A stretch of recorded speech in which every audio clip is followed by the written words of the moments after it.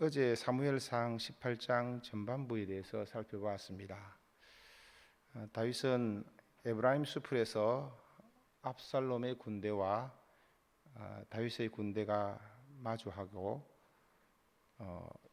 요압 장군에게 압살롬을 너그러이 대해달라, 온 군사들이 듣는 가운데 그렇게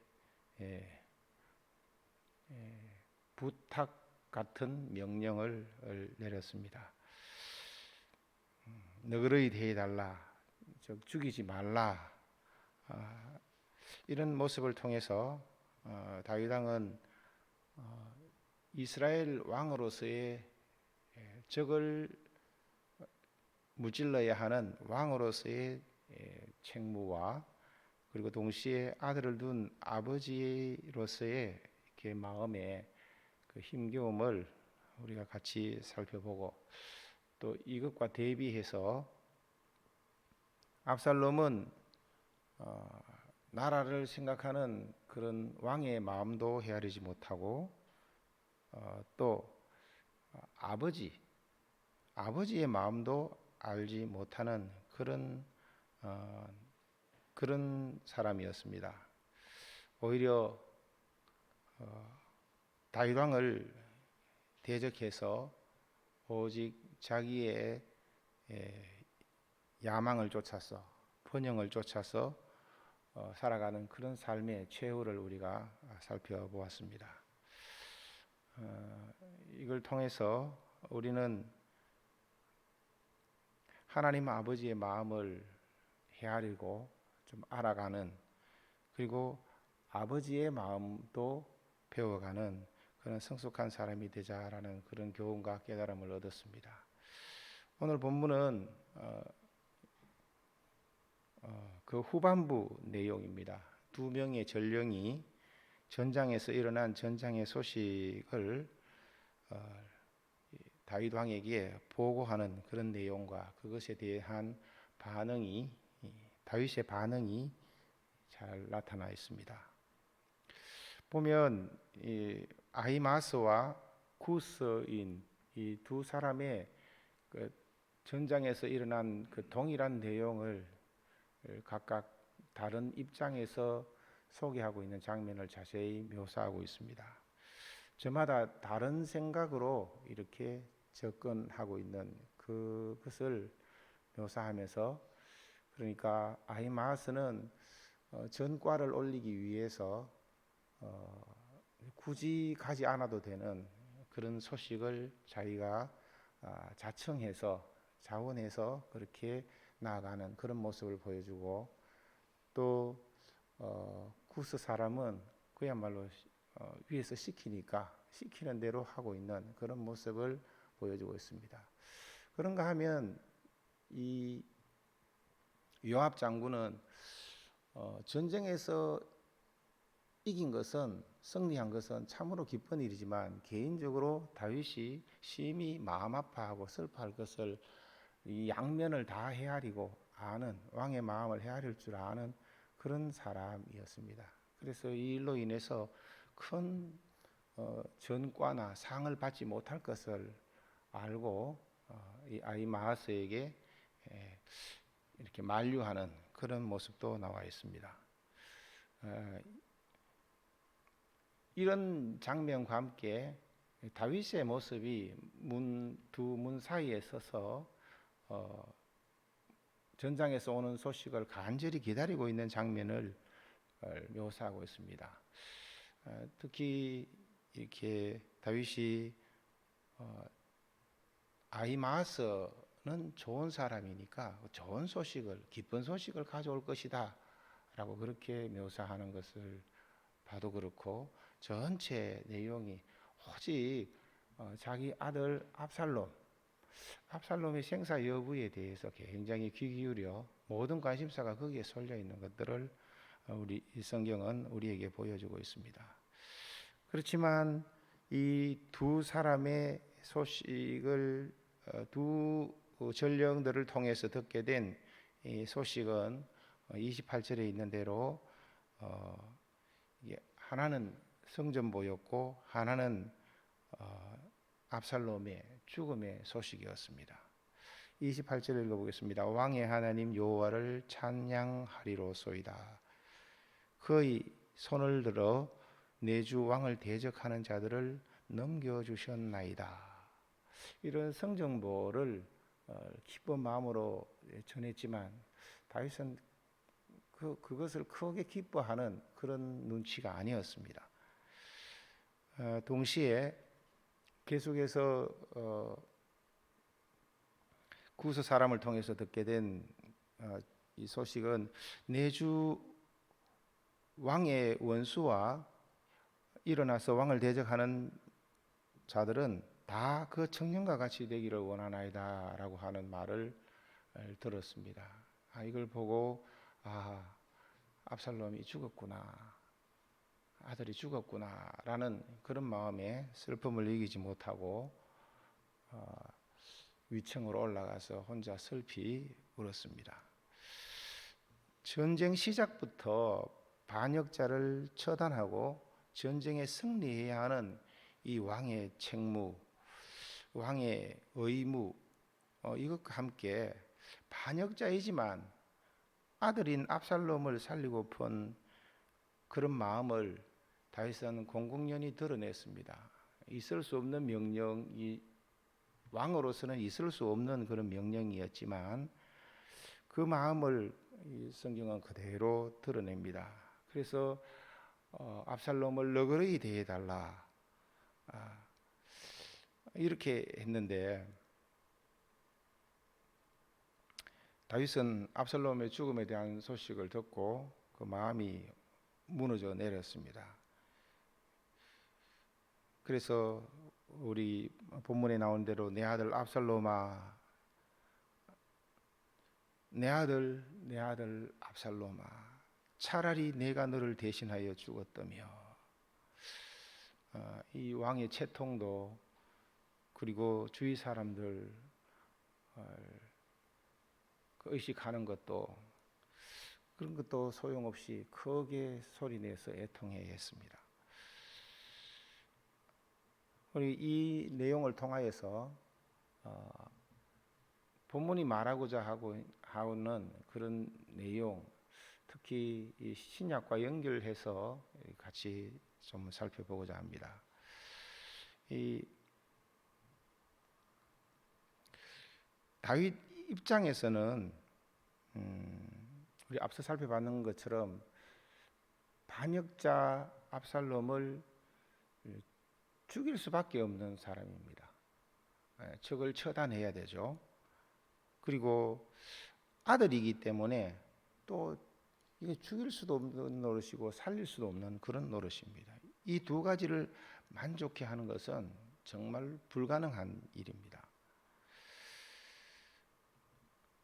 아버지로서, 왕으로서 이 모든 것들을 만족해 해야 하는 그런 면에서 볼 때에 그 어떤 소식을 들어도, 전쟁에서 승리 소식을 들어도 온전히 기뻐할 수가 없고, 또 아들을 죽이지 않고서는 또 나라가 잘못되는 그런 상황이니 이것 또한 만만치 않은, 그래서 그의 고민이 깊어지고 우유부단하고 주저주저할 수밖에 없는 그런 인간의 그 한계랄까요? 그런 면들을 우리에게 보여주고 있습니다. 그렇지만 전장에서부터 오는 좋은 소식을 기다리는 그런 모든 그런 이미지를 생각해 볼 때에 이것은 무엇보다도 복된 소식, 기쁜 소식을 기다렸던 그 모습이 결국 우리 모두에게 복음의 기쁜 소식을 기다려야 하는 그런 존재인 것들을 본문은 우리에게 상기시키고 연상시키고 있습니다.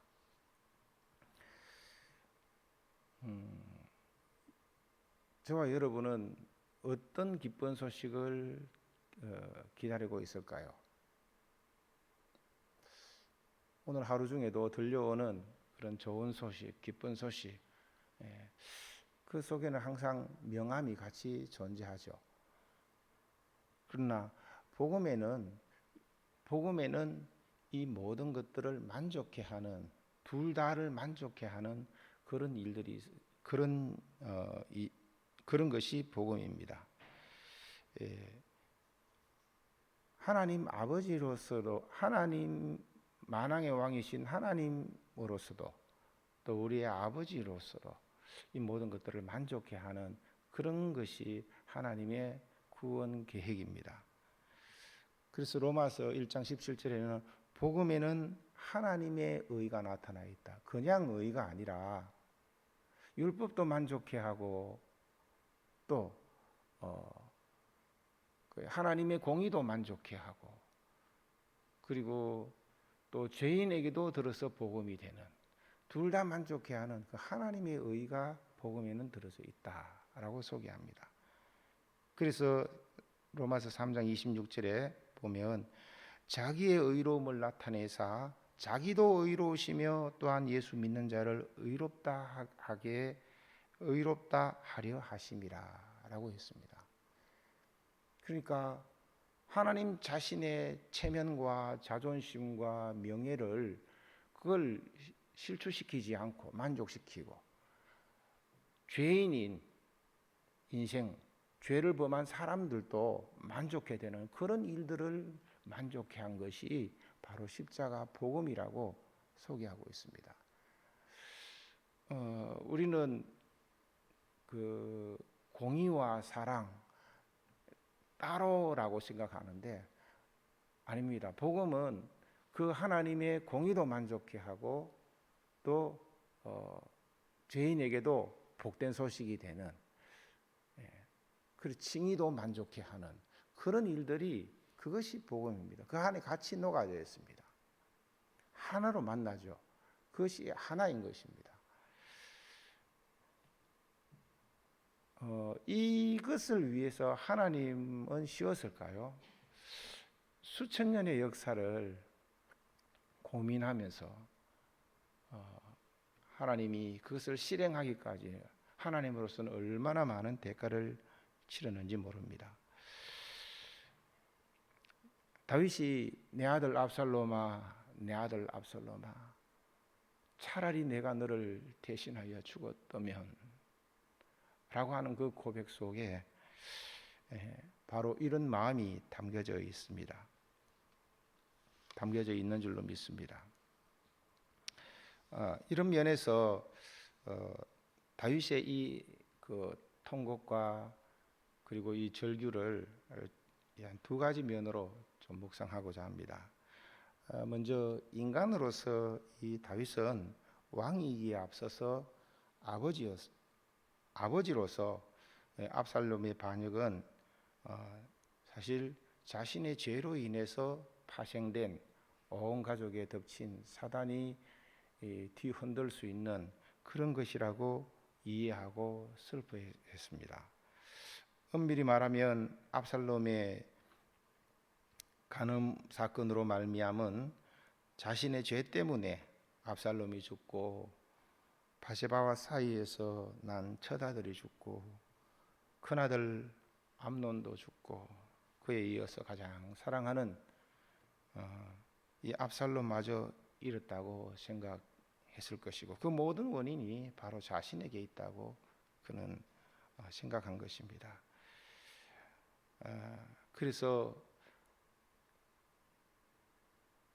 그 아들들에게 이 마음의 원한과 고통을 심어준 그 모든 단초를 제기한 것이 자신이었다라고 생각을 하고 그 죄를 자신이 죽어야 마땅한 그런 사람이라고 인간적으로 생각한 것입니다.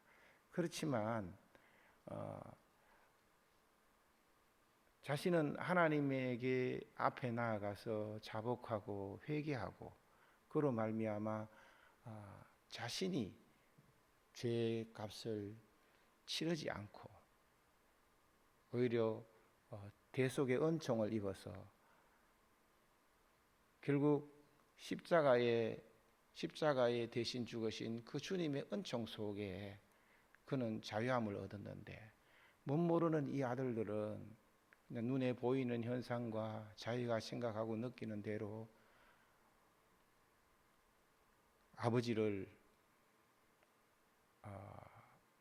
아버지를 원수 대하듯이 여기고, 어쩌면 압살롬도 나라를 바로 세우기 위해서 저런 왕은 없어져야 된다라고 나설 수 있지도 않겠습니까?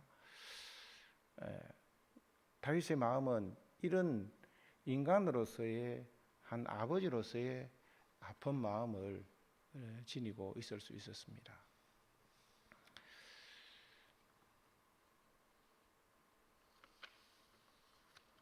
그렇지만 예수님의 모형으로 또 한번 살펴보면 다윗이 흘리는 이 눈물과 이 절규와 이 탄식은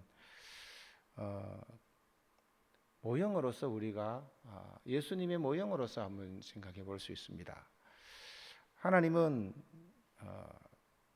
다윗을 통해서 그의 온 삶을 통해서 복음을 주신 하나님의 마음을 깨닫는 삶으로 인도했고 그의 삶을 하나님의 은혜로 채우시고 또 고백하는 삶으로 합력하여 선을 이루어 가시는 하나님의 의를 드러내는 그런 삶으로 인도했습니다. 바로 그것이 합력해서 선을 이루는 것이죠.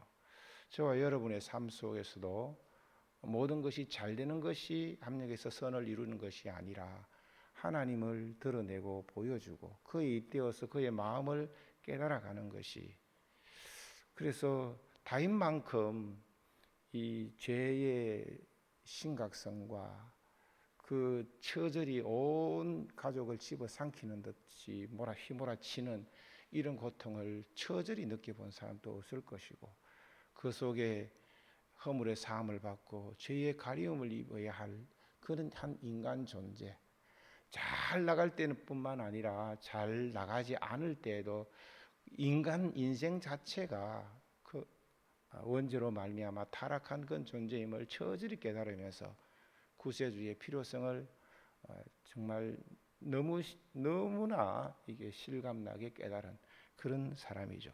그런 맥락에서 이 다윗은 예수님의 모형으로서 그런 이런 하나님, 예수님이 이 땅에 오시기까지 하나님의 마음을, 하나님의 인생을 향한 섭리를 잘 드러내는 그런 존재로 쓰임을 받았습니다. 물론 성경 인물들이 다 그렇죠. 아브라함, 이삭, 야곱 족장들이 다 그러하고, 특히 그 누구보다도 다윗은 그런 면들이 아주 구체적으로 드러내서 우리가 알 수 있습니다.